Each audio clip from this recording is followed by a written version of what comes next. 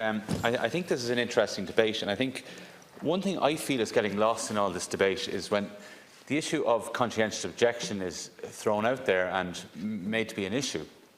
Some people in the state are under the impression that there was no conscientious objection in the bill. I've read the bill, read the legislation that's proposed. I think it's been said here, but it's getting covered over. No doctor, student doctor, nurse, midwife, and the Minister says pharmacist, will be required to take part in any of the provisions of the Act. They won't have to take part in any abortion. And I think that's getting lost, and I think that is something that is worth fighting for, and it's something that should be acknowledged and said. That this is not something that will apply to any professional that I've mentioned who doesn't wish to take part in it. That's absolutely the case, absolutely clear. It's absolutely clear to me. And I'm very satisfied with the provisions for conscientious objection in this bill, that they are broad-based. I would like the Minister to absolutely set out the position in relation to pharmacists. He has given assurances, I understand, at committee, and I wasn't a member of the committee, that these apply to pharmacists. There are amendments down, and I'm wondering why the Minister isn't putting amendments down in relation to pharmacists, and I certainly will have to hear that very, very clearly from the Minister as to why he doesn't feel pharmacists need to be mentioned, despite the fact that he says that the provisions apply to them. But I certainly want that reassurance before I vote.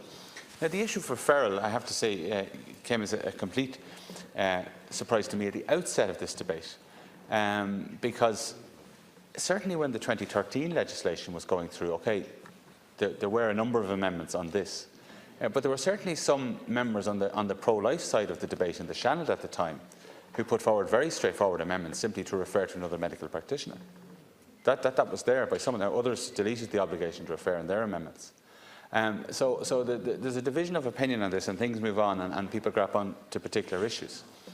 But the truth is, I haven't heard a complaint about practice in the last 5 years from doctors who feel that there was a breach of their right to conscientiously object. I haven't seen where the problem has been. And if there has been a problem, maybe somebody could set it out. No doctor has been obliged, under any circumstances, to take part in the 2013 legislation, as they won't be obliged in the 2018 legislation, in exactly the same legal provisions. And there has not been demonstrated to be a problem, as far as I know. And I stand to be correct, but I certainly have no information in relation to that. So I wonder how big, how great an issue this will be in practice. There is no doubt that not everybody will be happy with the final legislation from a medical point of view. Not every doctor will be happy. That would never happen. But when the Minister talks, and the Minister has given assurances that the mere provision of the helpline number to patients who come to the doctor would mean that the doctor was fulfilling their requirements to refer. Now, I have to say, my belief, my view, and certainly my understanding talking to doctors is that for the vast majority of doctors who will be conscientiously objecting, they will be absolutely satisfied with this. And I wonder just how many would think that that was a step too far for them. Because certainly I imagine if I were a doctor, I'm not, I would probably be conscientiously objecting, but I certainly would have no difficulty with referral. That's a matter that's for other people's consciences to deal with. That's not a matter for one individual in the medical profession, or indeed in this Dáil, to dictate to anybody else, particularly in light of the referendum result.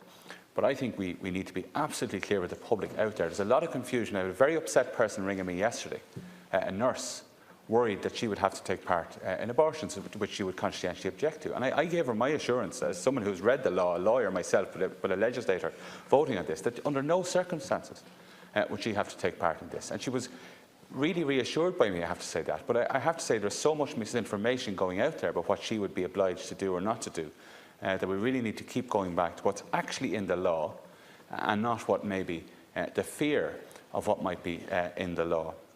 And I certainly, now I say I will reserve my position on voting to listen to what the Minister has to say.